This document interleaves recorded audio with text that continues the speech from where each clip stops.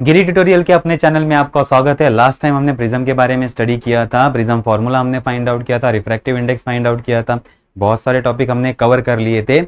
अब आते हैं नेचुरल फेनोमेनॉन पे। अब आते हैं नेचुरल लाइट की वजह से जो नेचुरल फेनोमेनॉन हमें दिखाई देते हैं वो हम स्टडी करने वाले हैं। तो some natural phenomenon due to sunlight, optic study कर रहे हैं, लाइट का स्टडी कर रहे हैं, सन से आने वाला लाइट भी लाइट ही है, so that is the electromagnetic wave, वो भी लाइट, उसका भी हम स्टडी करेंगे। तो उसमें जो फेनोमेनॉन हमें दिखाई देता है उसमें से फर्स्ट फेनोमेनॉन है हमारा मिराज।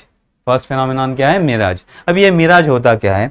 अगर हॉट क्लियर सनी डे है, हॉट क्लियर सनी डे, और आप रोड पे जा रहे तो आपको रोड पे थोड़ा सा वाटर जैसा कुछ दिखता है, रोड पे वाटर जैसे कुछ पॉन्ड जैसे आपके वाटर को दिखते हैं, लेकिन आप जब यहाँ नजदीक आते हो तो यहाँ पे कोई भी वाटर जैसा मटेरियल नहीं होता या वाटर नहीं होता।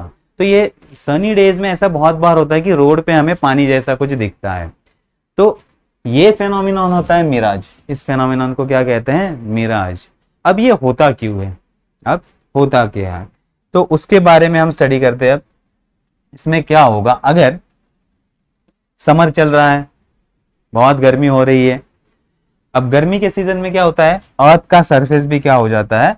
हॉट हो जाता है। अर्थ का सरफेस भी, ये हमारा अर्थ सरफेस है,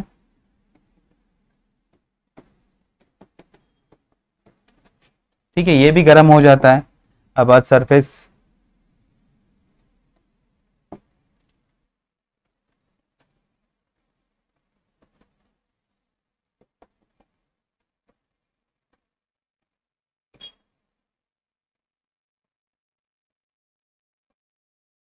ठीक है, इस तरह से ट्री है, ठीक है। अब अर्थ सरफेस, अर्थ सरफेस पे क्या होता है, सनी डेज में जब सनरेज इस पे गिरते हैं, जब सनरेज गिरते हैं तो ये सरफेस हॉट हो जाता है। ये सरफेस भी क्या हो जाता है? हॉट हो जाता है या गर्म हो जाता है ये सरफेस, तो ये सरफेस हॉट हो जाता है। अब इसकी वजह से क्या होगा, इसके नजदीक जो भी एयर होगी, इसके नजदीक जो भी एयर होगी वो एयर भी गर्म हो जाएगी। जो भी एयर होगी वो एयर भी क्या हो जाएगी? गर्म हो जाएगी या हॉट हो जाएगी वो एयर भी। तो यहां एयर हॉट होगी, ये होगी hot air. Hot air rarer होती है, क्या क्या होती है? रेयरर मीडियम होता है। तो ये एक्सपांड होती है तो रेयरर मीडियम होगा। और जैसे जैसे ये हॉट एयर ऊपर जाएगी, जैसे जैसे ये हॉट एयर ऊपर जाएगी वैसे वैसे ठंडी होती जाती है। तो ऊपर वाली एयर क्या होती है? कूल होती है। ऊपर वाली एयर कूल एयर होती है। कूल एयर मीन्स डेंसिटी ज्यादा, ये ऑप्टिकली डेंसर होता है। ये ऑप्टिकली क्या होता है? Denser medium. तो जैसे जैसे हम ऊपर जाएंगे तो डेंसिटी बढ़ती जाएगी या मीडियम डेंसर होता जाएगा, और जैसे जैसे हम नीचे आएंगे मीडियम क्या होगा? रेयरर मीडियम होगा। मीडियम क्या होगा? रेयरर मीडियम होगा, ठीक है। अब हमें पता है अगर मीडियम की डेंसिटी चेंज होती है तो उस हिसाब से रिफ्रैक्टिव इंडेक्स में भी चेंजेस आते हैं, उस हिसाब से रिफ्रैक्टिव इंडेक्स में भी क्या आते हैं? चेंजेस आते हैं। तो अब अगर हम मानते हैं कि ये एयर के हम पैचेस लेते हैं, अब शॉर्ट में आपको इजीली समझाने के लिए एयर के हम पैचेस लेते हैं। देखो, अगर हम एयर के पैचेस ले तो ये नीचे वाला जो एयर रहेगा ये हॉट एयर रहेगा, सबसे हॉट एयर रहेगा।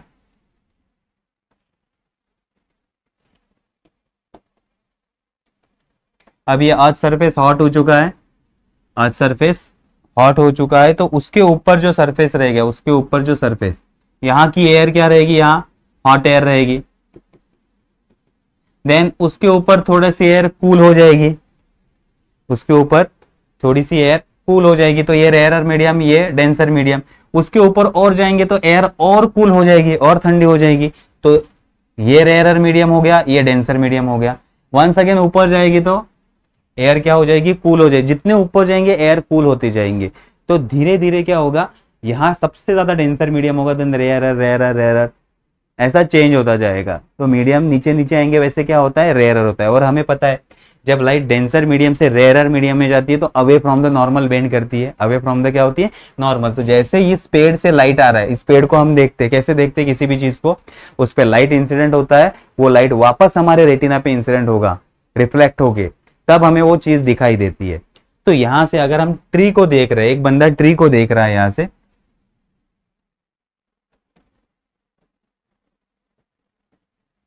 अगर ट्री को देख रहा है तो क्या होगा, देखो ये डेंसर मीडियम है, डेंसर टू रेयरर जब रे जाएगी तो क्या होगा, bend away from the normal, ये away from the normal bend करेगी, वापस ये डेंसर होगा, ये रेयरर होगा, डेंसर से रेयरर जाएगी अवे फ्रॉम द नॉर्मल, हमेशा ये क्या होती जाएगी, away from the normal bend होती रहेगी। और जैसे जैसे ये रे नीचे आएगी, जैसे जैसे ये रे नीचे आएगी, वैसे वैसे क्या होगी, ये हॉरिजॉन्टल होगी, रोड को क्या हो जाएगी, हॉरिजॉन्टल होगी, ऑलमोस्ट हॉरिजॉन्टल हो जाएगी, और ये हमारी आंखों में जाएगी रे, तब हम पेड़ को दिखेंगे। लेकिन लाइट रे आ कहां से रही है, इस डायरेक्शन से आ रही है, तो ये पेड़ हमें नीचे दिखेगा, ये पेड़ हमें कहां दिखेगा, नीचे दिखेगा। इस फेनोमेनन को क्या कहते हैं, मिराज। इस फेनोमेनन को क्या कहते हैं, मिराज। क्योंकि जैसे ही अर्थ का सरफेस हॉट होगा उस हिसाब से एयर भी ऊपर वाली जो सरफेस के नजदीक वाली एयर है वो हॉट हो जाएगी, तो रेयर मीडियम होगी। और जैसे जैसे एयर ऊपर जाएगी वो कूल होती जाएगी, क्या होती जाएगी, कूल, तो डेंसर मीडियम बढ़ता जाएगा। और जब रेज, लाइट रे उसमें एंटर करेगी तो क्या होगा, बिकॉज ऑफ मीडियम रेयरर होता जा रहा है, वो बेंड होती जाएगी, क्या होती जाएगी, और ऑलमोस्ट हॉरिजॉन्टल हो जाएगी सरफेस को। और वही अगर रे हमारी आंखों में जाएगी तो हमें लगता है कि रे कहां से आ रही है, नीचे से आ रही है, और हमें वही जो इमेज है वो नीचे बनेगी, और हमें लगता है कि पेड़ नीचे है या यहाँ पे वाटर जैसा कुछ है, वाटर जैसा कुछ है। इसी फेनोमेनन को हम क्या कहते हैं, मिराज कहते हैं। तो आप बुक में इसको एक बार रीड करो और एक दो पॉइंट इसके लिख लो, नेचुरल फेनोमेनन के, ये इजीली आपके बुक में दिया गया है। तो कंसेप्ट समझना इंपॉर्टेंट है, कंसेप्ट समझ में आ गया क्या हो रहा है। अब दूसरा और एक फेनोमेनन हम जो नेचर में देखते हैं वो तो आपको सबको पता है, रेनबो। वो क्या है, रेनबो। जनरली रेनबो कब दिखता है, रेनी सीजन में दिखता है, रेनी सीजन में दिखता है, ठीक है। तो रेनबो एक आई कैचिंग फेनोमेनन है, एक आई कैचिंग फेनोमेनन है जो हमें रेनी सीजन में दिखता है। अच्छी तरीके से आपने देखा होगा, ठीक है। रेनबो में 7 कलर होते हैं, लेकिन रेनबो के 2 टाइप होते हैं, एक होता है प्राइमरी रेनबो और एक होता है सेकेंडरी रेनबो, उसके बारे में भी हम देखेंगे। तो अब रेनबो के लिए कंडीशन क्या है वो देख लेते हैं। तो रेनबो कब फॉर्म होता है, बहुत सारे पॉइंट हमने लिखे, इतने पॉइंट भी इनफ होते हैं, लेकिन आपको बाकी की चीजें भी पता होनी चाहिए, तो हम डिटेल में भी जाएंगे। तो देखो, it is seen during the rains and on the opposite side of sun. Means अगर सन ईस्ट में होगा तो रेनबो वेस्ट में फॉर्म होगा, अगर रेनबो वेस्ट में होगा तो अगर सन वेस्ट में होगा तो रेनबो ईस्ट में फॉर्म होगा, ठीक है। Opposite to sun, opposite to sun. तो it is seen during the rainy season, means ये रेनी सीजन में दिखाई देगा, और ये सन के अपोजिट में दिखाई देगा, सन के अपोजिट में। It seem only during the morning and evening and not through the day. ये पूरे दिन में नहीं दिखाई, एक तो मॉर्निंग में दिखेगा या फिर इवनिंग में ही दिखेगा। क्योंकि अगर दोपहर में हम देखने जाएंगे तो दोपहर में सन ऊपर होता है और रे जो आती है सन के ऊपर वो हॉरिजॉन्टल आती है। कैसे आती है, हॉरिजॉन्टल, सीधे सीधे आती है, तो कुछ बेनिफिट नहीं है। तो ये मॉर्निंग या इवनिंग में ही हमें दिखाई देगा, मॉर्निंग या इवनिंग में ही हमें दिखाई देगा, ठीक है। नेक्स्ट थर्ड पॉइंट क्या दिया है, in the rarely occurring, third point, in a commonly seen rainbow, red arc is outside and violet is inside. तो रेड कलर ऊपर होता है और वॉयलेट कलर अंदर वाले आर्क में होता है। जो हर बार हमें रेनबो दिखता है उसमें क्या होता है, the commonly seen rainbow, red arc is outside, red arc outside होता है एंड वॉयलेट आर्क इनसाइड होता है। अब ये तो कॉमनली ऑकर होता है, लेकिन कभी कभी rarely, in the rarely occurring concentric secondary rainbow, कभी कभी हमें सेकेंडरी रेनबो भी दिखता है, सेकेंडरी रेनबो जिसमें वॉयलेट आर्क आउटसाइड होता है, वॉयलेट कलर ऊपर होता है और रेड कलर नीचे होता है। अब ऑब्जर्व करो, पहले तो ये पता नहीं था, अब जब आप रेनबो देखोगे तो देखो वो प्राइमरी रेनबो है। अगर प्राइमरी रेनबो होगा तो रेड ऊपर रहेगा, वॉयलेट नीचे रहेगा। 7 कलर में रेड सबसे ऊपर रहेगा और वॉयलेट नीचे रहेगा, उसे हम क्या कहेंगे, प्राइमरी रेनबो। और सेकेंडरी में वॉयलेट कलर ऊपर रहेगा और रेड कलर नीचे रहेगा, उसे हम क्या कहेंगे, secondary rainbow. Secondary rainbow rarely observe होता है, प्राइमरी रेनबो कॉमनली ऑब्जर्व होता है। ये टॉपिक समझ में आ गया। Then it is in the form of arc of a circle. ये हम जब अगर आपने रेनबो देखा होगा तो आपको ऐसे आर्क में दिखाई देगा। कैसे दिखाई देगा? आर्क में। लेकिन अगर हम हायर अल्टीट्यूड पे जाते हैं, मीन्स प्लेन में बैठ के और ऊपर जाते हैं और रेनबो को देखते हैं, तो रेनबो हमें पूरा सर्कल दिखाई देगा। तो हायर अल्टीट्यूड से रेनबो कैसे दिखता है? सर्कल। हायर अल्टीट्यूड से रेनबो कैसे दिखता है? सर्कल। लेकिन जब हम अर्थ सरफेस से देखेंगे उसको, तो हमें क्या दिखाई देगा? आर्क दिखाई देगा। सिर्फ क्या दिखाई देगा? आर्क। लेकिन हायर अल्टीट्यूड पे जाएंगे तो हमें कंप्लीट सर्कल में रेनबो दिखाई देता है। Then total internal reflection is not possible in this case. तो रेनबो फॉर्म होने के लिए टोटल इंटरनल रिफ्लेक्शन का कोई लेना देना नहीं है। टोटल इंटरनल रिफ्लेक्शन का कोई लेना देना नहीं है। ठीक है, तो ये कंसेप्ट समझ में आ गया, पॉइंट समझ में आ गया, रेनबो कैसे फॉर्म होता है।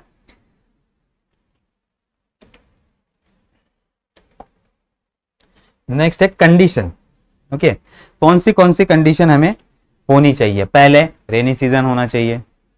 कंडीशन तो अभी हमने स्टडी की है इसमें।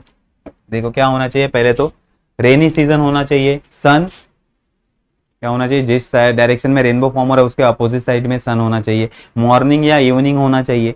तो ये सारे कंडीशन है। ओके, तो रेन ड्रॉप बड़े होने चाहिए, मॉर्निंग और इवनिंग होना चाहिए, तभी रेनबो फॉर्म हो सकता है, और रेनी सीजन होना चाहिए। ठीक है, अब इसमें जो ऑप्टिकल फेनोमिनॉन आते हैं, ऑप्टिकल फेनोमिनॉन वो कौन से होते हैं? एक होता है ऑप्टिकल फेनोमिनॉन रेनबो फॉर्म होने के लिए। ऑप्टिकल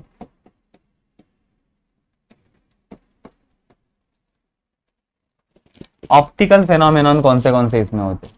तो जब लाइट रे किसी ड्रॉप में जाता है तो क्या होता है? एक तो रिफ्रैक्शन होगा। पहले क्या होगा? रिफ्रैक्शन। रिफ्रैक्शन मींस एक मीडियम से दूसरे मीडियम में ट्रेवल करना, एक मीडियम से दूसरे मीडियम में ट्रेवल करना। तो लाइट रे एयर मीडियम से किस में जाती है? वाटर मीडियम में। ये हो गया रिफ्रैक्शन, ये होता है रिफ्रैक्शन। देन होगा रिफ्लेक्शन, देन होगा रिफ्लेक्शन। रिफ्लेक्शन ये टोटल इंटरनल रिफ्लेक्शन नहीं है, ये पार्शियल रिफ्लेक्शन है। इसमें से कुछ रे बाहर भी जाएगी और कुछ रे रिफ्लेक्ट होगी। तो इसमें रिफ्लेक्शन होता है, ये रे अंदर आ गया, देन रिफ्लेक्ट होगा, ये होगा रिफ्लेक्शन। ओके, देन होगा dispersion. Dispersion dispersion means white light में से कलर सेपरेट होंगे, व्हाइट लाइट में से कलर सेपरेट होंगे। तो ये तीन फेनोमेनॉन इसमें होते हैं, एक होता है रिफ्रैक्शन, एक रिफ्लेक्शन एंड डिस्पर्शन। समझ में आ गया? रिफ्लेक्शन, रिफ्रैक्शन एंड डिस्पर्शन, इन फेनोमेनॉन की वजह से हमें क्या दिखाई देता है? रेनबो दिखाई देता है। ये ऑप्टिकल फेनोमेनॉन इसमें इंक्लूड करते हैं। ये तीन समझ में आ गए। अब रेनबो दो टाइप के होते हैं, एक होता है प्राइमरी रेनबो, एक होता है सेकेंडरी रेनबो। तो इसके बारे में हम शॉर्ट इंफॉर्मेशन देखते हैं, क्या होता है प्राइमरी रेनबो।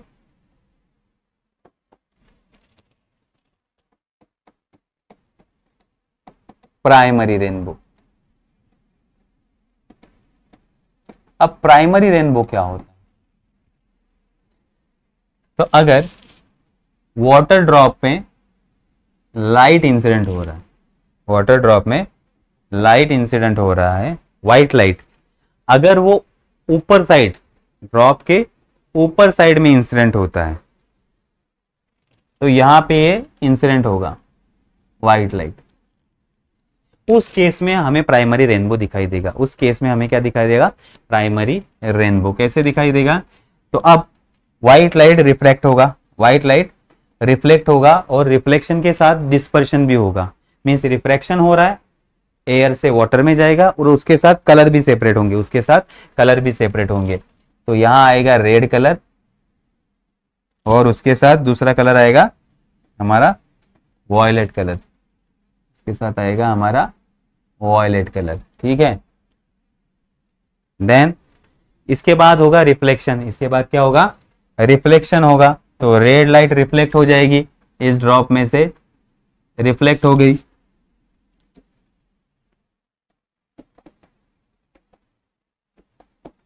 अब रेड लाइट यहां से रिफ्लेक्ट हो रही है, और वॉयलेट लाइट भी रिफ्लेक्ट होगी, वॉयलेट लाइट भी क्या होगी? रिफ्लेक्ट होगी, ये रिफ्लेक्ट हो रही है, और देन वापस रिफ्रैक्शन।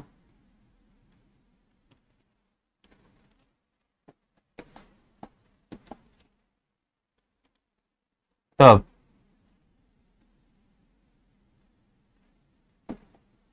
अब प्राइमरी रेनबो, अब हमारा जो इसको कहते हैं प्राइमरी रेनबो, इसमें क्या कहते हैं प्राइमरी रेनबो। इसमें जो रेड कलर होगा वो 43 डिग्री पे आएगा, कितने डिग्री पे, near about 43 degree, 42 point something 8।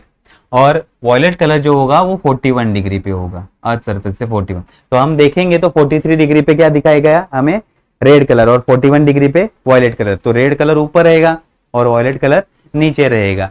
तो इस फेनोमेनॉन को कहते हैं, इसको कहते हैं प्राइमरी रेनबो। इसको क्या कहते हैं, प्राइमरी रेनबो। ठीक है, लाइट रेज ड्रॉप के ऊपरी फेस में इंसिडेंट हो रही है, देन रिफ्रैक्शन हो रहा है, देन रिफ्लेक्शन होगा और डिस्पर्शन भी होगा। उसकी वजह से क्या होगा, कलर फॉर्मेशन होगा। उसकी वजह से क्या होगा, कलर फॉर्मेशन होगा। ठीक है, ये हो गया प्राइमरी रेनबो, फॉर्मेशन समझ में आ गया।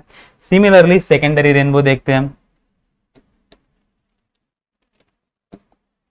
नेक्स्ट है हमारा सेकेंडरी रेनबो।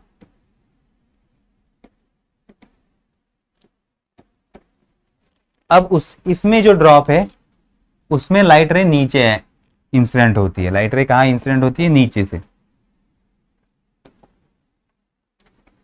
नीचे से इंसिडेंट होगी लाइट रे। एंड देन सेम फेनोमेनॉन यहां होगा, refraction and dispersion, refraction and dispersion. तो अब रेड कलर एक डायरेक्शन में जाएगा, वॉयलेट कलर एक डायरेक्शन में जाएगा, रेड एंड वॉयलेट। अब यहां वापस होगा रिफ्लेक्शन, यहां क्या होगा, रिफ्लेक्शन। ये रेड कलर का रिफ्लेक्शन हो गया यहां, देन वॉयलेट कलर का रिफ्लेक्शन होगा, ये हो गया वॉयलेट कलर का रिफ्लेक्शन। देखो डबल रिफ्लेक्शन हो रहा है, यहां क्या हो रहा है, डबल रिफ्लेक्शन। ये हो गया, वापस एक बार रिफ्लेक्शन होगा, वापस एक बार रिफ्लेक्शन होगा। तो ये रेड कलर यहां आके इंसिडेंट होगी और नीचे जाएगी, और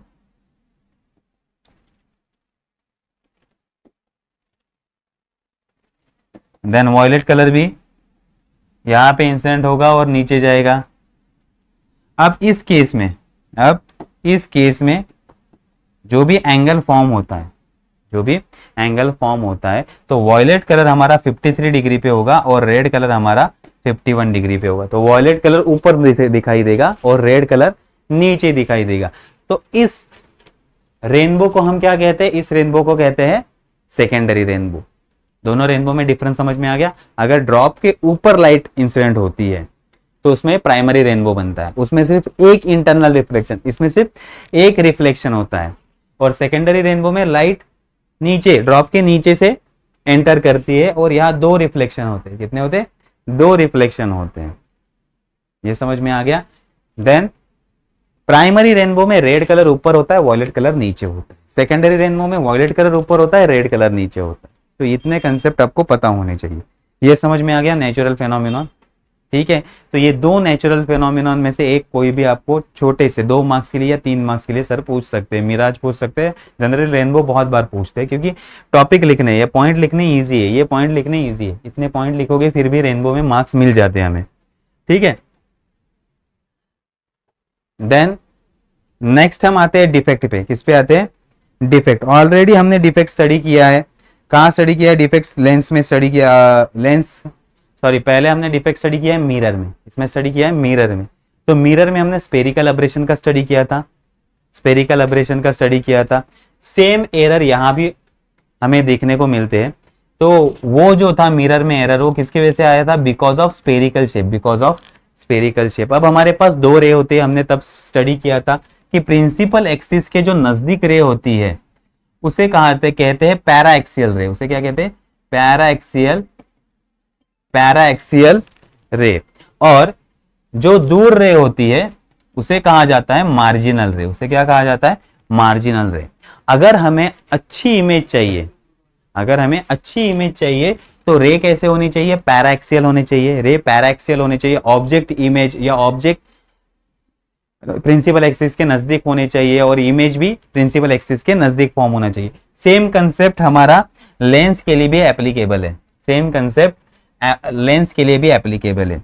लेकिन लेंस बहुत सारे इंस्ट्रूमेंट में यूज होता है, लेंस बहुत सारे इंस्ट्रूमेंट में या ऑप्टिकल इंस्ट्रूमेंट में यूज होता है। आपके कैमरा से लेके आपके टेलीस्कोप तक लेंस का यूज किया जाता है। तो लेंस सिर्फ छोटा होता है ऐसा नहीं, बहुत बड़ा भी लेंस होता है, बहुत बड़ा भी लेंस होता है। तो लेंस अगर बड़ा है तो हर बार रे पैराएक्सियल आएंगे ऐसा नहीं, हर बार रे पैराएक्सियल आएंगे ऐसा नहीं, कुछ दूर से भी रे आएंगे, कुछ रे दूर से भी आएंगे। और लेंस हमारा थिन होगा तो इमेज अच्छे से बनता है लेंस हमारा, लेकिन कुछ केस में लेंस थोड़ा थिक लेना पड़ता है। लेंस क्या लेना पड़ता है? थिक लेना पड़ता है। तो उस केस में जो पहला एरर आता है उसे कहा जाता है क्रोमेटिक अब्रेशन। उसे क्या कहा जाता है? Chromatic abrasion. अब ये क्रोमेटिक अब्रेशन होता कैसे? तो अब हम क्रोमेटिक अब्रेशन डिस्पर्शन की वजह से होता है। किसकी वजह से होता है? डिस्पर्शन की वजह से। अगर हम थिक लेंस की बात करें, थिक लेंस की बात करें, देखो दो लेंस मैंने ड्रॉ की है, एक है हमारा कॉन्वेक्स लेंस और एक होता है कॉनकेव लेंस। तो अगर हम कॉन्वेक्स लेंस की बात करें, अगर ये थिक है तो ये कैसे बनेगा? तो हम क्या करेंगे, अगर हम दो प्रिज्म को बेस टू बेस कनेक्ट करते हैं, दो प्रिज्म को बेस टू बेस कनेक्ट करते हैं तो क्या बनता है? Convex lens. कौन सा बनता है? Convex lens. कैसे बना? दो प्रिज्म को हमने क्या किया? बेस टू बेस कनेक्ट किया। और अगर हम दो प्रिज्म को वर्टेक्स टू वर्टेक्स कनेक्ट करते हैं तो ये होता है हमारा कॉनकेव लेंस। Concave lens. तो कॉन्वेक्स लेंस या कॉनकेव लेंस किससे बना है? हम बोल सकते हैं दो प्रिज्म से बने हुए। किससे बने हुए? दो प्रिज्म से बने हुए। अब ये प्रिज्म वाला कंसेप्ट समझ में आ गया। अब हमने एक और कंसेप्ट सीखा है प्रिज्म के लिए, उसे हम क्या कहते हैं? डिस्पर्शन। उसे हम क्या कहते हैं? डिस्पर्शन। तो जब लाइट प्रिज्म से पास होगी, जब लाइट प्रिज्म से पास होती है, जब लाइट प्रिज्म से पास होती है तो क्या होता है? डिस्पर्शन होता है। मीन्स उसमें से 7 कलर बाहर आते हैं। ऊपर वाला कलर रेड और नीचे हमारा वॉयलेट कलर। ये हमने स्टडी किया है, ठीक है। तो वॉयलेट कलर ज्यादा बेंड होगा, रेड कलर थोड़ा दूर तक जाएगा। ये समझ में आ गया। अब लेंस के लिए अगर डिस्पर्शन, लेंस भी प्रिज्म जैसा है तो इसमें से व्हाइट लाइट जाएगी तो डिस्पर्शन होगा। और अगर डिस्पर्शन होगा तो 7 कलर फॉर्म होंगे या 7 कलर सेपरेट हो जाएंगे। तो उस केस में अब होगा क्या? उस केस में होगा क्या हम देखते हैं।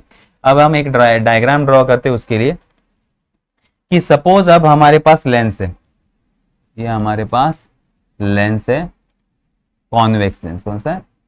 Convex lens. अब ये कॉन्वेक्स लेंस क्या करेगा? प्रिज्म जैसे एक्ट करेगा। कैसे एक्ट करेगा?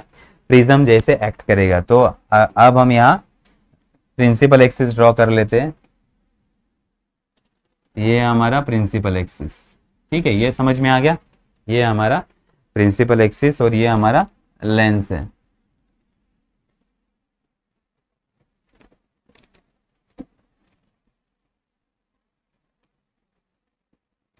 अब अगर लेंस पे व्हाइट लाइट इंसिडेंट करती है, लेंस पे क्या होती है?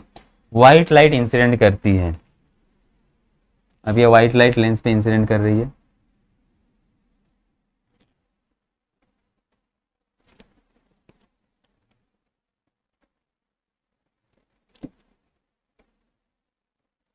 इसकी वजह से क्या होगा? डिस्पर्शन होगा। इस वजह से क्या होगा? डिस्पर्शन।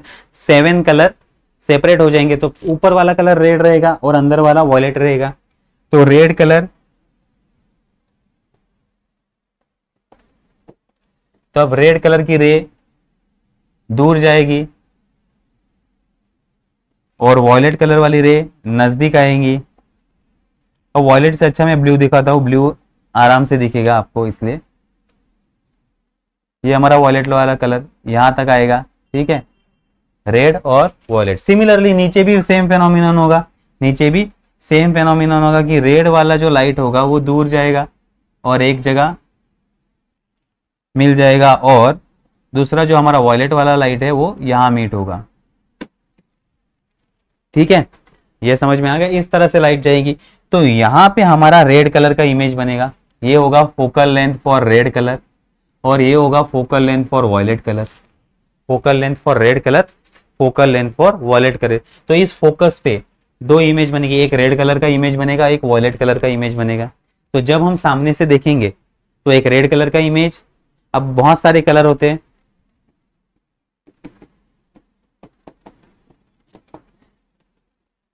तो इस वॉयलेट और रेड के बीच में इतने सारे इमेज बन जाएंगे, कुछ इंडिगो कलर का, एक ब्लू कलर का, ग्रीन कलर का, येलो कलर का, ऑरेंज कलर का और रेड कलर का। ये सारे इमेज हमें एक के नहीं पीछे एक दिखाई देंगे, और जब हम सामने से देखेंगे तो हमें कलरफुल इमेज या ब्लर इमेज बनेगा।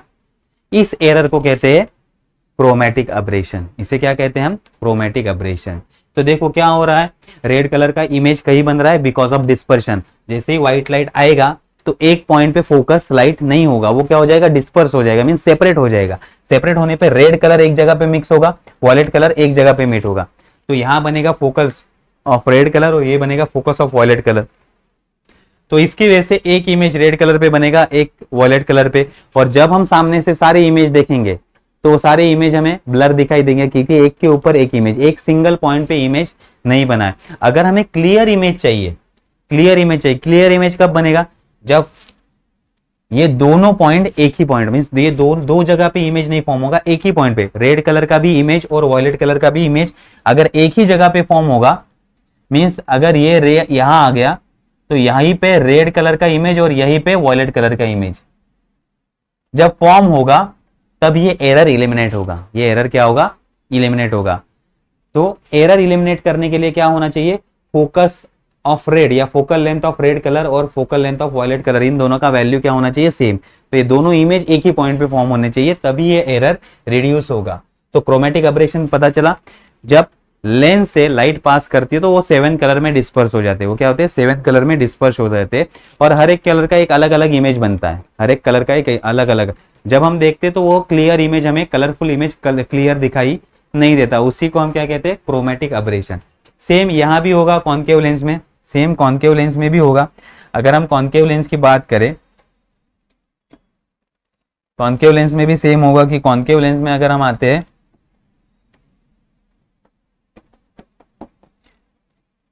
तो ये हमारा कॉनकेव लेंस है, ये हमारा एक्सिस। अब शॉर्ट में डायग्राम ड्रॉ कर, तो अगर यहां से रे आ रहा है तो दो कलर में ये स्प्लिट अप हो जाएगा, दो कलर में ये स्प्लिट अप हो जाएगा, यहां से भी दो कलर में ये स्प्लिट अप होगा, ठीक है। एक होगा हमारा रेड कलर और दूसरा होगा वॉयलेट कलर, दूसरा होगा वॉयलेट, जो ज्यादा बेंड होता है वो वॉयलेट कलर। तो एक होगा रेड और एक होगा वॉयलेट कलर। तो रेड कलर का हमारा फोकल लेंथ दूर बनेगा, वॉयलेट कलर का नजदीक बनेगा, वॉयलेट कलर का नजदीक बनेगा। तो इसकी वजह से भी इमेज एक के ऊपर एक आएंगे और क्लियर इमेज हमें नहीं मिलेगा। This phenomenon, this error is known as a chromatic aberration. अब क्रोमैटिक अब्रेशन को रिड्यूस कैसे किया, मीन्स कम कैसे किया जाए, तो उसके लिए कुछ पॉइंट्स है हमें। तो क्रोमैटिक अब्रेशन को रिड्यूस करने के कुछ पॉइंट है हमारे पास।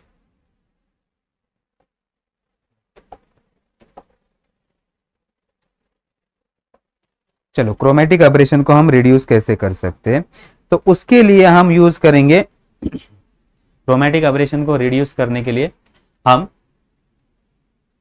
एक कॉम्बिनेशन यूज करेंगे, एक कॉम्बिनेशन यूज करेंगे जिसमें कॉन्वेक्स और कॉनकेव लेंस को एक साथ रखेंगे, कॉनकेव और कॉन्वेक्स लेंस को एक साथ रखते हैं, तो उसको कहा जाता है अक्रोमैटिक कॉम्बिनेशन। उसे हम क्या कहते हैं, अक्रोमैटिक कॉम्बिनेशन। तो अगर हमें एरर को रिड्यूस करना है तो इलिमिनेट एरर,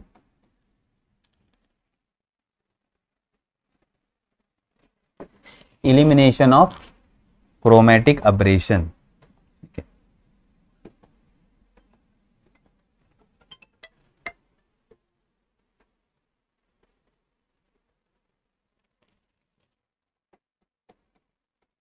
elimination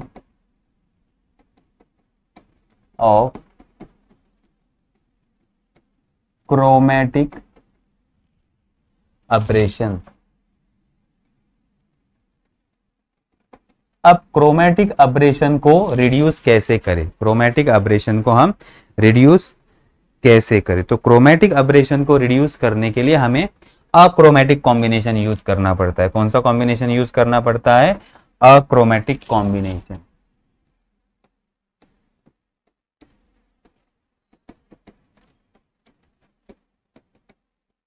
अब ये अक्रोमेटिक कॉम्बिनेशन होता क्या है? Achromatic combination is nothing but a convex plus concave lens.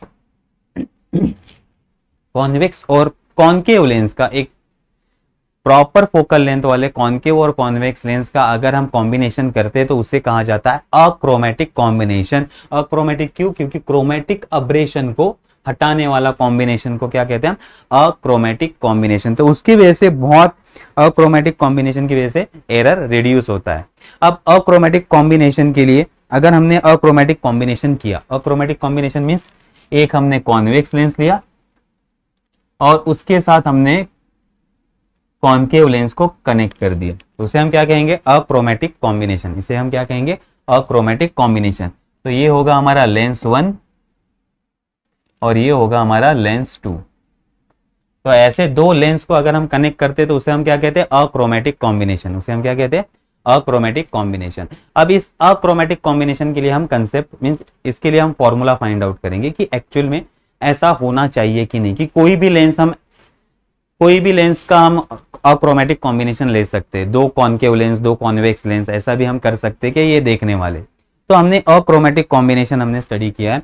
अब इसके लिए हम यूज करने वाले हैं lens maker formula. Lens maker formula, lens maker formula क्या होता है? 1/f is equal to n minus 1 1/r1 minus 1/r2, 1/r1 minus 1/r2। ठीक है, ये फॉर्मूला हम यूज करने वाले हैं। इसमें याद रखना है कि इस टर्म को, ये बड़ा वाला टर्म है, अगर ये फॉर्मूला हम यूज करेंगे तो फॉर्मूला बहुत कॉम्प्लिकेटेड होगा। तो ये छोटा, ये r1/r1 ब्रैकेट वाला टर्म है, उसको हम k मानते हैं। उसको हम क्या मानते हैं? k। तो ये फॉर्मूला देखो कैसे हो जाएगा, 1/f is equal to n minus 1 k। ये फॉर्मूला हम यूज करने वाले, where k is equal to 1/r1 और 1/r2। तो ये याद रखना है हमें, लेंस मेकर फॉर्मूला यूज करना है ये दोनों लेंस के लिए। चलो अब हमें क्या करना है? Achromatic combination. अक्रोमेटिक कॉम्बिनेशन करना है तो हमने दो लेंस लिए। Consider two lens in achromatic combination. अब दो लेंस हमें पता नहीं, तो consider two lenses of dispersive power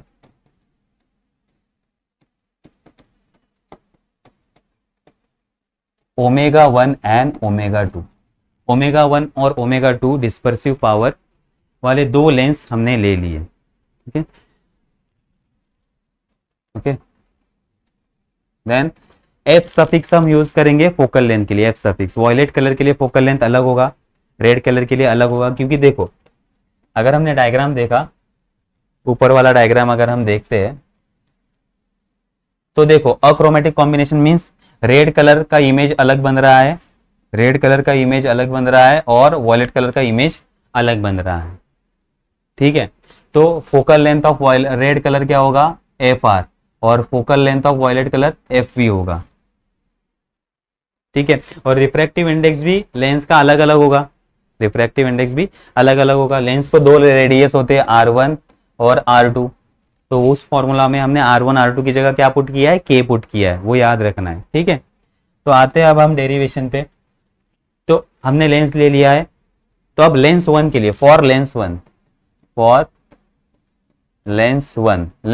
के लिए, पहले लेंस के लिए फॉर्मूला जब हम अप्लाई करेंगे तो 1/r1 minus 1/r2, 1/r1 minus 1/r2 for Lenz 1, इसको कहेंगे हम K1। इसे हम क्या कहेंगे? K1। And for Lenz 2, 1/r1 minus 1/r2, ये दोनों रेडियस किसके? लेंस 2 के। उसे हम क्या कहेंगे? K2। इसे हम क्या कहेंगे? K2। ये समझ में आ गया? तो इसके दो रेडियस का कॉम्बिनेशन को K1 कहेंगे, लेंस 2 के दो कॉम्बिनेशन को हम क्या कहेंगे? K2 कहेंगे। क्या कहेंगे? K2 कहेंगे। ये समझ में आ गया?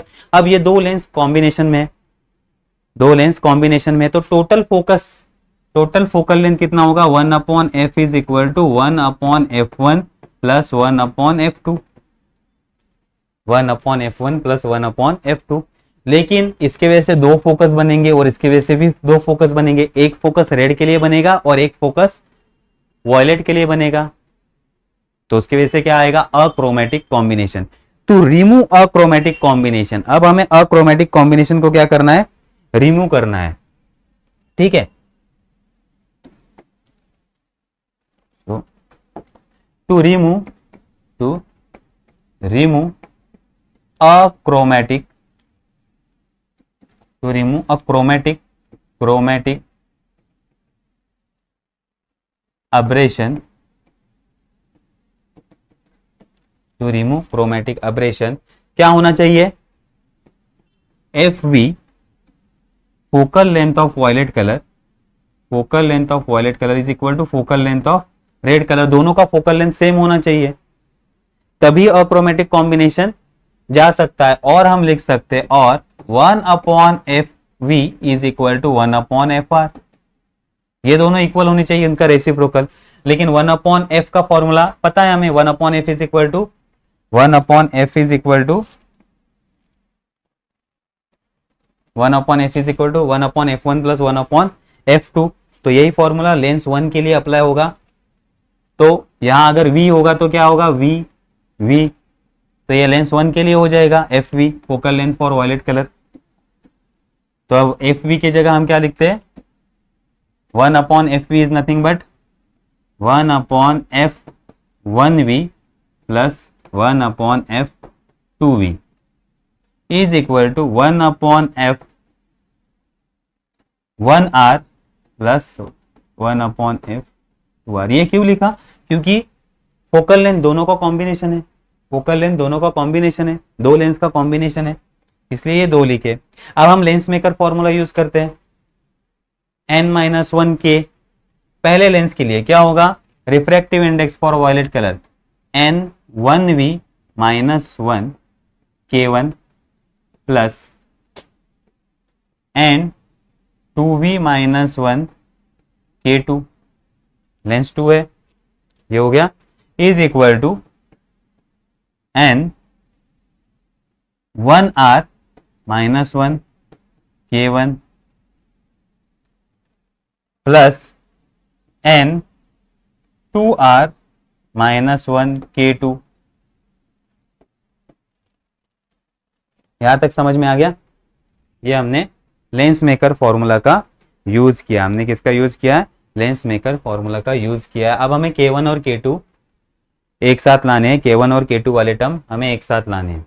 तो देखो k1 वाले टर्म एक साथ लेके आओ, k1 वाले टर्म एक साथ लेके आओ, तो क्या होगा, ये k1 वाला टर्म है हमारा, ये हमारा k1 वाला टर्म है और ये हमारा k1 वाला टर्म है। तो क्या होगा, n1v -1, ये यहाँ आ जाएगा तो पॉजिटिव है, निगेटिव हो जाएगा, -n1r minus minus plus 1 into k1 common निकाल लिया, k2 वहां चला जाएगा, k2 वहां चला जाएगा, तो क्या होगा, n2r -1, ये यहां आ गया, -n2v minus minus plus 1 k2। तो अब ये 1 1 कट, यहां भी 1 1 कट, तो क्या होगा, यहां n1v -n1r k1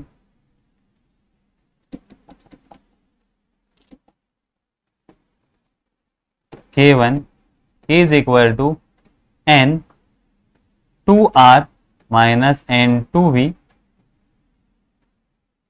k2 and therefore k1 upon k2 is equal to, ये k2 यहां आ गया, ये as it is n2r -n2v divided by n1v -n1r। ठीक है, ये समझ में आ गया। अब अगर हमें v को आगे लाना है तो यही टर्म क्या होगा, माइनस में होगा, -n2v -n2r divided by n1v -n1r। ठीक है, तो ये याद रखना है। बुक में रॉन्ग किया गया है, बुक में माइनस साइन नहीं लिया गया है, बुक में माइनस साइन नहीं लिया है, तो जिस बुक में माइनस साइन नहीं है वहां माइनस ले लो, वहां माइनस ले लो। तो ये हो गया हमारा इक्वेशन 1, ये हो गया हमारा इक्वेशन 1। अब हम we know that violet colour is mean colour, sorry we know that yellow colour is mean colour, yellow colour हमारा क्या होता है, मीन कलर।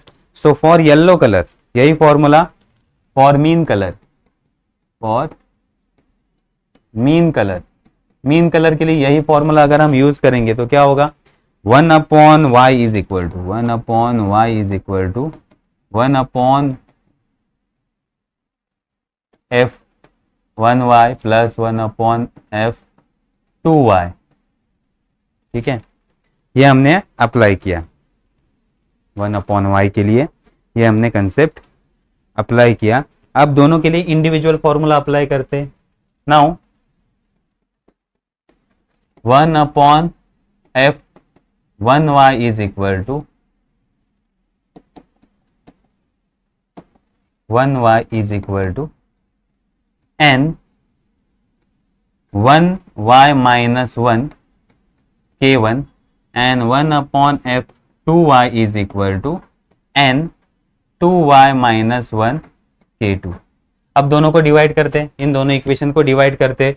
सो क्या होगा, n 1y minus 1 k1 divided by n 2y minus 1 k2 is equal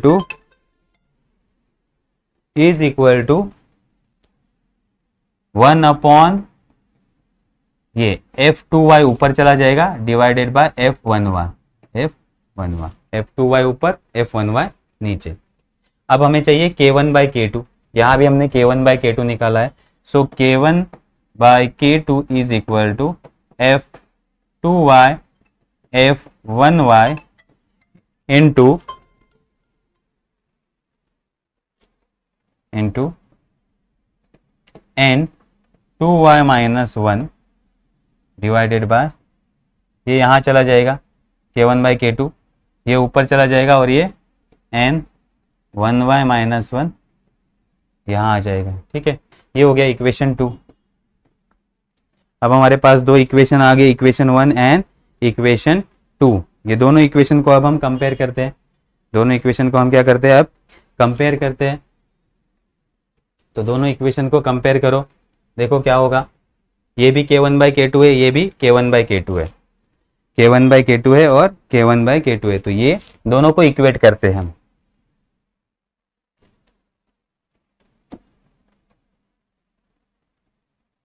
अब थोड़ा सा यहां रखता हूं दिखाई दे इसलिए। देखो ये क्या है हमारा f2y upon f1y n 2y minus 1 divided by n 1y minus 1 is equal to minus n 2v minus n 2r divided by n 1v minus n 1r from equation 1 and 2, from equation 1 and equation, इन दोनों equation को हमने equate किया तो हमें ये answer मिला। ठीक है, अब सिंपली हम क्या करते हैं, इन टर्म को वहां लेके जाते हैं। तो f2y upon f1y is equal to ये देखो n 2v minus n 2r divided by n 1v minus n 1r into ये यहां चला गया n 1y minus 1 divided by n 2y minus 1। अब इसको रीअरेंज करते तो क्या होगा, minus n 2v minus n 2r divided by n 2y minus 1 into या डिवाइड करते n 1v minus n 1r और ये ऊपर था ये नीचे टर्म आ जाएगा n 1y माइनस, अब अगर आप डिस्पर्सिव पावर के फॉर्मूले देखेंगे तो उसमें रिफ्रैक्टिव इंडेक्स वाला फॉर्मूला ये है डिस्पर्सिव पावर के लिए, तो हम लिखेंगे ω2 माइनस ω1। अब देखो एक्चुअली तो फोकल लेंथ पॉजिटिव होती है और डिस्पर्सिव पावर भी पॉजिटिव होती है, फिर भी माइनस साइन आ रहा है। अब माइनस साइन क्या क्यों आ रहा है? क्योंकि हमें पता है कि जब भी हम अक्रोमेटिक कॉम्बिनेशन करेंगे तो एक कॉन्केव लेंस होना चाहिए और एक लेंस क्या होना चाहिए? कॉन्वेक्स लेंस होना चाहिए। एक कॉन्केव होना चाहिए और एक कॉन्वेक्स होना चाहिए। तो सिंपली सेकेंड लेंस हमारा क्या होना चाहिए? कॉन्केव लेंस हो रहा है, इसलिए ये नेगेटिव साइन आया, इसलिए ये नेगेटिव साइन आया। तो ये समझ में आ गया। तो हेंस इससे प्रूव होता है कि हमें क्रोमेटिक अब्रेशन को रिमूव करने के लिए अक्रोमेटिक कॉम्बिनेशन की जरूरत है। एक कॉन्वेक्स लेंस होगा और एक कॉन्केव लेंस होगा। ठीक है, ये समझ में आ गया। उसके बाद आते हैं हम स्फेरिकल अब्रेशन पे। सेकेंड एरर है स्फेरिकल अब्रेशन। स्फेरिकल अब्रेशन जैसे हमने लेंस में फाइंड आउट किया था सेम है। स्फेरिकल अब्रेशन किसकी वजह से आएगा? Because of spherical shape of lens, because of spherical shape of lens. अब यहां दो टाइप के हमारे रे होंगे, एक होगा पैराएक्सियल रे जो नजदीक में जाएगा और एक जो दूर जाएगा, और एक मार्जिनल रे जो नजदीक, और उसकी वजह से क्या होगा? इमेज अलग अलग बनेंगे। उसकी वजह से इमेज क्या बनेंगी? अलग अलग। ये हमने स्टडी किया है, लेंस में स्टडी किया है। सेम कंसेप्ट यहां भी यूज होगा कि अगर हम लेंस ड्रॉ करते हैं यहां तो एक होगा पैराएक्सियल रे जो नजदीक होंगे, उसकी वजह से एक इमेज बनेगा, और मार्जिनल रे की वजह से दूसरा इमेज बनेगा। दोनों भी अलग अलग फोकस पे बनेंगे और उसकी वजह से हमें इमेज ब्लर दिखाई देगा। उसी को हम कहेंगे स्फेरिकल अब्रेशन। ये किसकी वजह से आता है? Because of spherical shape, because of spherical shape. तो सेम कंसेप्ट हमारा लेंस वाला, मिरर वाला यहां अप्लाई करना है। ठीक है, तो इन दोनों में जो होता है वो लॉन्गिट्यूडनल स्फेरिकल अब्रेशन। देन यहां एक पॉइंट होता है जहां पे सर्कुलर इमेज फॉर्म होता है, उसको कहते हैं सर्कल ऑफ लीस्ट कंफ्यूजन। ये सारे कंसेप्ट वही है। अब इसको रिड्यूस कैसे किया जाए? इसको रिड्यूस कैसे किया जाए? तो रिड्यूस करने के मेथड देखो, सबसे सस्ता method, cheapest method to reduce the spherical aberration is to use plano convex lens. कैसे यूज करना है हमें? प्लेनो कॉन्वेक्स लेंस और plano concave lens. Plano convex या प्लेनो कॉन्केव लेंस हमें यूज करना है। ओके, इसका curve side facing the incident ray. तो इंसिडेंट रे को कर्व साइड फेस होना चाहिए, तभी ये एरर इलिमिनेट होगा। तो स्फेरिकल अब्रेशन को रिमूव करने के लिए हमें कौन सा लेंस यूज करना है? प्लेनो कॉन्वेक्स या प्लेनो कॉन्केव। प्लेनो कॉन्वेक्स और प्लेनो कॉन्केव, और उसका जो कर्व साइड है वो इंसिडेंट रे को फेसिंग होना चाहिए। Second point, the certain ratio of radius of curvature. अब देखो यहां रेडियस होता है, एक होता है R1, एक होता है R2। तो इन दोनों का रेशियो होता है सर्टन। अगर हम रेशियो से लेंस बनाएंगे, सर्टन रेशियो से लेंस बनाएंगे तो उसकी वजह से स्फेरिकल अब्रेशन रिड्यूस होता है। तो सर्टन रेशियो देखो, for n is equal to 1.5, the ratio is 1/6। तो एक रेडियस 1 का होगा तो दूसरा रेडियस 6 का होना चाहिए। ऐसा अगर हम लेंस बनाएंगे तो उसमें स्फेरिकल अब्रेशन नहीं होगा। या फॉर रिफ्रैक्टिव इंडेक्स 2, जिसका रिफ्रैक्टिव इंडेक्स 2 है, उसके लिए हम 1/5 का लेंस बनाएंगे। रेशियो क्या होना चाहिए? 1/5। तो अगर एक का रेडियस 1 है तो दूसरे का 5 होना चाहिए रिफ्रैक्टिव इंडेक्स 2 के लिए। तो अगर हम ऐसे रिफ्रैक्टिव इंडेक्स का मटेरियल यूज कर रहे हैं और इस तरह से रेशियो हम सिलेक्ट कर रहे हैं रेडियस का लेंस बनाने के लिए, एक का रेडियस 1, एक का 5, तो ऐसे लेंस में स्फेरिकल अब्रेशन को हम रिमूव कर सकते हैं। Third point, use to thin converging lens separated by distance equal to difference of focal length. तो हम दो लेंस का यूज कर सकते हैं जिसमें सेपरेशन फोकल लेंथ इतना रख सकते हैं, फोकल लेंथ इतना क्या रख सकते हैं? सेपरेशन। तो इसकी वजह से स्फेरिकल अब्रेशन हम रिमूव कर सकते हैं। And then spherical aberration of convex lens is positive while convex lens is negative. तो स्फेरिकल के लिए भी हम कॉम्बिनेशन यूज कर सकते हैं, एक कॉन्केव लेंस और एक कॉन्वेक्स लेंस। तो इसका पॉजिटिव होता है स्फेरिकल अब्रेशन, इसका निगेटिव होता है। तो ये एक दूसरे को क्या कर देंगे? इलिमिनेट कर देंगे। तो ये 4 पॉइंट आपको याद होने चाहिए। ठीक है, तो ये समझ में आ गया। तो आज हमने क्या स्टडी किया? आज हमने स्टडी किया, एक तो नेचुरल फेनोमेनन हमने स्टडी किए, 2 मिराज और रेनबो, और 2 एरर हमने स्टडी किए, लेंस के 2 एरर हमने स्टडी किए। तो यहां हम हमारा टॉपिक फिनिश करते हैं। नेक्स्ट लेक्चर में हम ऑप्टिकल इंस्ट्रूमेंट के बारे में स्टडी करने वाले हैं। ठीक है, थैंक यू।